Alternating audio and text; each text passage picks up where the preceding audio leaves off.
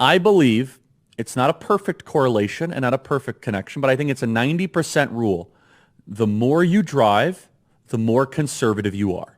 All right, so Charlie Kirk's got a really bad habit of confusing correlation with causation. He says he's not doing it. He does it all the time. There's not even a correlation here. There's no data to back this up. I think that driving requires a form of responsibility.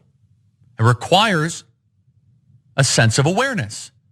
What does it cost? Insurance, gas prices. Where public transit, which can be nice in certain circumstances, I don't think is actually ideal. Okay, so he's not even sure there's a correlation here. He's saying you are more conservative if you drive more. So he's right out of the gate, basing this argument in data that absolutely does not exist. And even if there are two variables and there is a correlation here, it's pretty obvious that there's no causation, okay? So obviously, there's not a lot of public transit in rural areas. We also know that rural areas lean more conservative. Mystery solved. But he then goes on to explain that he really believes there's a correlation here. Let's watch this next clip. Now, when you are thinking about costs, you generally end up being a conservative. A good rule for life is the more you care about costs, the less likely you are to be a leftist. Okay, so Charlie Kirk's pushing this super annoying narrative that not only the typical one that, conservatives understand economics more than people on the left, he's also saying that, we should be extremely individualist. Everyone should pay their own way to get from A to B. So maybe next we'll have Charlie Kirk saying that he's going to pave his own roads. And if we want to drive, everyone should pave their own road. I'm a leftist. I'm happy to talk about costs and cost efficiency. And I think it's important that we do to dunk on Charlie Kirk a little bit. So at average occupancy, a single heavy rail commuter train can transport 9 times as many people per hour as one traffic lane of cars. Individuals who ride public transportation instead of driving can save on average $816 per month. So that's about 10K per year. So let's talk about cost efficiency. For every $1 invested in public transportation, there's a $5 economic return according to the APTA's latest economic analysis. The Department of Transportation figures show high-speed rail consumes nearly 10 times less fuel than cars and 6 times less than planes. So it's not that leftists don't care about costs. It's not that leftists aren't thinking about costs. It's just that we think about it a little more carefully. And this is the same sort of argument that we'll hear when we talk about Medicare for all or universal health care. Conservatives want you to believe that you're going to be paying the same amount that you pay for private health care, plus now you're paying for the folks who are uninsured at the same rate you're already paying for private health care. The simple answer to this is the same with public transportation. When we all pool our resources together, it reduces the cost burden for everyone. But I'm curious to get y'all's thoughts on this. Francesca, what do you think? That's communism, obviously. You just described communism. We can't do that.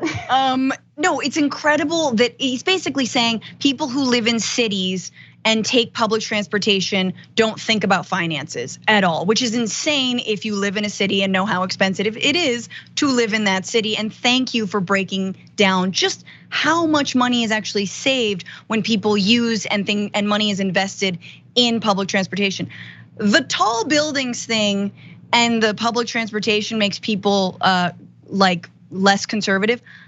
I kind of agree with, and hear me out, because when you have neighbors above and below you, when you get on a bus and you see people from different walks of life and you have to share stuff with them, like space, and you see that other people live lives, your whole conservative object permanence just starts to get imploded and or developed. So you're like, oh my God, other people exist in the world. They don't all look like me. Some of them have kids, some of them have dogs, some of them wear yellow. You know what I mean? Like that type, like baby brain stuff.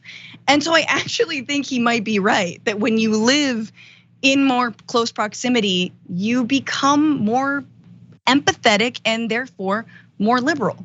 Yeah, well, I think that's a very good point that Francesca made, and I love, Jessica, that you included economic statistics to disprove what Charlie was saying about public transit. I like 2 things here. First of all, he just contradicts himself everywhere. I mean, even accidentally, even in ways that maybe he didn't mean whatsoever. He says that he thinks humans need to spread horizontally, which is exactly what leads to so many of these unwanted pregnancies that he doesn't want to give people any chance to deal with. But also, he has these theories that he makes up that are not based on any sort of empirical data, and they all are just stemming from he's working backwards from, I don't like poor people. How can I make up a theory that makes them seem more out of step with what I believe and what conservatives believe? In both theories, he's like, I don't like people on public transit. Let's come up with a theory that they don't actually care about this country and don't have the right belief system. I don't like people who can't afford homes. So if you live in an apartment, here's why you're not a good American. And the argument that people that take public transit don't care about costs. Most aren't taking the bus because they're willy-nilly with money. They're counting every penny, and they're it's literally an exact change situation, both getting on the bus and worrying about the rest of your day and your month. It's just nonsensical. Yeah, there's this weird phenomenon where like a white dude uses some research terms and people are like, oh, what a great argument he's made. How can we argue with this? I don't understand how he has such a large following. It's honestly insane to me. And Ben has a history of dunking on Charlie Kirk, so I think it's always fun too.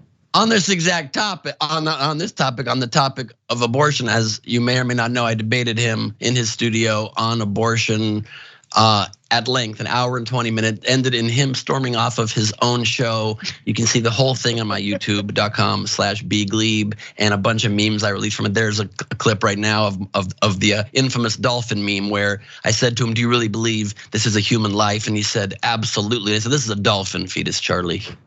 Just showing it again. And that's his reaction right there. How these people don't care about the issue. They just care about an opinion that can divide us and keep money rolling into their turning point, talking point USA BS. Thanks for watching the Young Turks. Really appreciate it. Another way to show support is through YouTube memberships.